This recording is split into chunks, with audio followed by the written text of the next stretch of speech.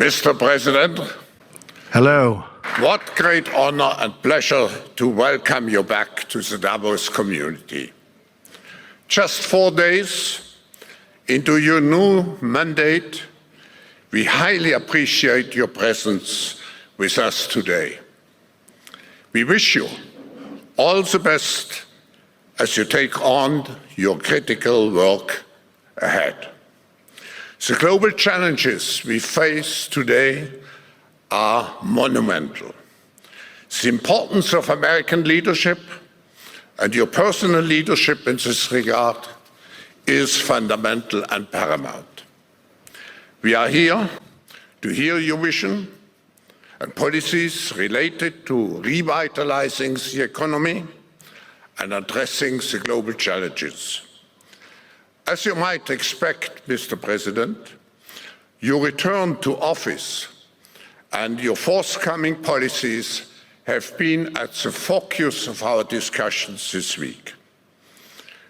The discussions among 3,000 political and business leaders from over 130 countries who came together here in Davos.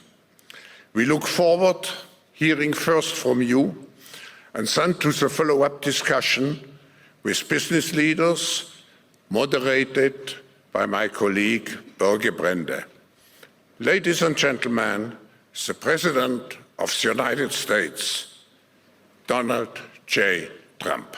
Well, thank you very much, Klaus. So maybe before we kind of get into how and why Davos man is sort of, I don't know, unmoored from the movements of history, we can talk a little bit about where Davos, the spectacle and the meeting and the even the conspiracy of what Davos accomplishes or doesn't accomplish, came from.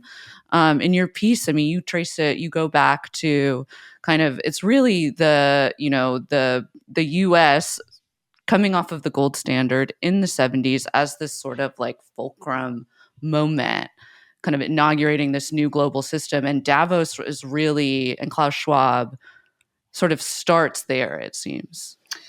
Yeah, I think, the first, it was the European Management Symposium, it was called before it was the World Economic Forum. And maybe one day it will be, the European Management Symposium again as the continent just retrenches and needs more management. But, it started in 1971, which is, the year of the collapse of Bretton Woods and the end of the gold standard. Also, the year of the birth of the United Arab Emirates, which I think is not coincidental. Is kind of where we end up in the piece. And Schwab is just back, or a couple of years back from a stint at the Harvard Kennedy School of Government, where he studied with Henry Kissinger. And really, I think what happened there was that he went off as an engineer, retrained in economics, and absorbed, straight from the teat of American foreign policy and diplomatic policy, exactly what like the new world order was going to look like, and brought it back with him to Switzerland. And this was a moment of incredible social and political change in Switzerland too, where this country that had essentially been quite insulated in many ways from the currents of, tumultuous post-war European liberal democracy reasserting itself, started to realize that it was going to have to catch up with some of the kind of the liberal thrust of its neighbors. And so it was the year that women got the right to vote, for instance. It was the year in which these very regressive xenophobic provisions in the Constitution were overturned to, supposedly allow, there were bans on kosher butchers and Jesuits, which basically just means foreigners. That counts as foreigners in Switzerland.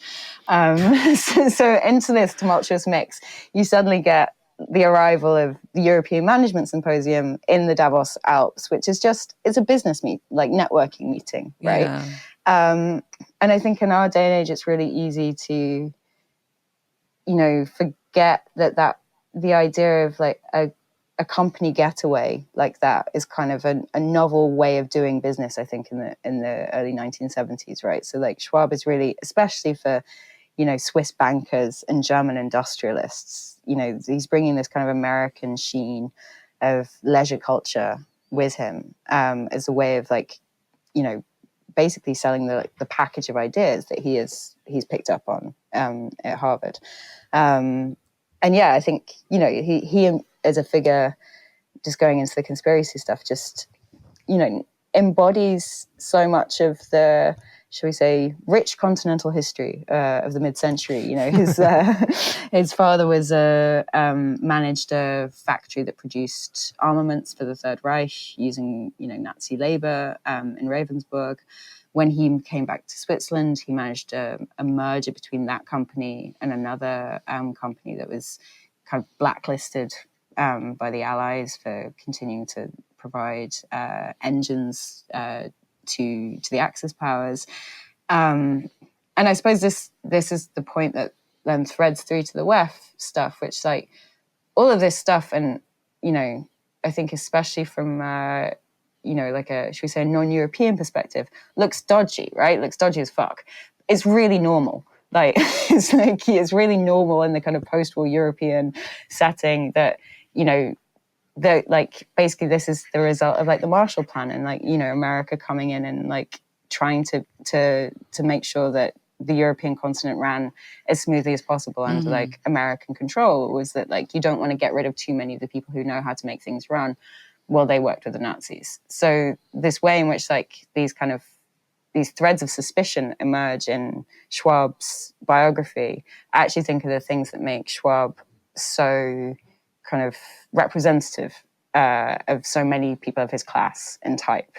And that, and it can look, I think, like he's hiding things when actually it's almost like this stuff is maybe not even that worthy of comment, if that makes sense. It's so mundane that he wouldn't even think it worth hiding. Right. It's the mundanity of evil rather than the banality of evil. It's funny because it's also very stereotypically post-war European in a way. This right. very put together sort of formal guy who in the very recent past, his family, if not him himself, has this very seedy, slave labor based company that is drenched in blood or whatever, but it's presented in such a normal thing in Europe, because it kind of is a normal thing, especially in post-war Europe, because there's so many collaborators and so many people in occupied countries, and then so many people who in Germany were just brought back to positions of power that it's almost it's almost not worth commenting on for the European. Totally. It's well, who do you want to make your flamethrowers in the 1950s, if not the guys who made them really well during 1933 to 1945? Exactly. America seems to want these armaments, so we're going to have to get them from somewhere. I guess it's also it's unfortunate that he looks like that as well, right? For the conspiracy stuff. Well, and he talks like that. And he talks Let's be honest. That. He does. The talking is crazy. Yeah, the talking's. He could have dialed down the talking a bit. I think Schwab, if you're listening, and I know you might be because you're a liberal European. You listen to many different things, I'm sure. AI is going to change your thing forever. You just need a nice little, I'm telling you. Just use the TikTok lady voice. That would be less freaky than his voice. Yes, I'm telling it will change everything for the WEF. I wonder if there's ever a Schwab Snapchat filter. You could Schwab your own face. Well, it's funny because he as a figure was so massive here during COVID. And it's kind of bizarre to see I guess public decline of him. And he was really for a huge segment of American society, not huge, but a sizable segment of American society, was a known figure that they despised and sort of and attributed kind of every evil in the world to. It's funnily enough, one of the big things was this WEF ad, you will own nothing and be happy. And a lot of the right-wing sort of based, I don't know what, movement people here in the tech sector are literally the people who do that stuff. Who are the people who are essentially with making this world where you only rent things, you don't own anything, you fucking everything is just like so transitory and made of fucking nothing. But they present it in a based way, and so people really lap it up. I think everybody's kind of searching for their own Klaus Schwab in a way. Yeah.